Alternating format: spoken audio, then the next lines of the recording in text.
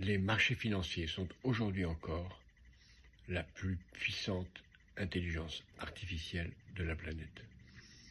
On parle beaucoup d'intelligence artificielle, on parle beaucoup de marchés financiers. On oublie de regarder les marchés financiers comme une intelligence artificielle.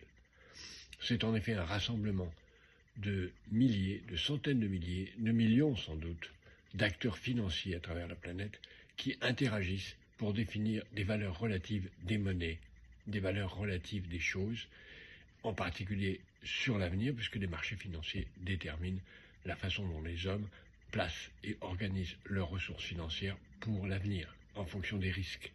Il n'y a donc pas de meilleure analyse de l'avenir que celle des marchés financiers.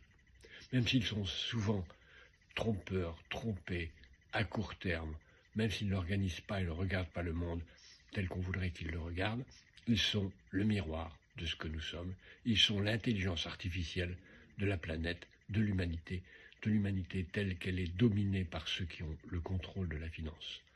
L'intelligence artificielle de la finance, c'est l'intelligence de la totalité de ce qui détermine le monde par l'argent.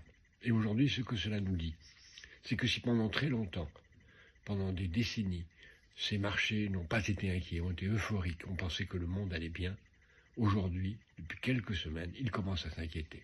Ils commencent à trouver qu'il y a un peu trop de dettes, un peu trop d'argent qui n'est pas placé dans la bonne direction, un peu trop de pays qui font des bêtises.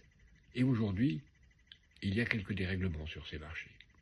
Ils s'inquiètent de la Grande-Bretagne, ils commencent à s'inquiéter de la France, ils commencent à s'inquiéter même de la puissance absolue, de la superpuissance des États-Unis, au point qu'on constate des choses qu'on n'a jamais vues, comme un écart énorme entre les taux d'intérêt américains et les taux d'intérêt chinois, comme une hausse massive, rapide des taux d'intérêt britanniques.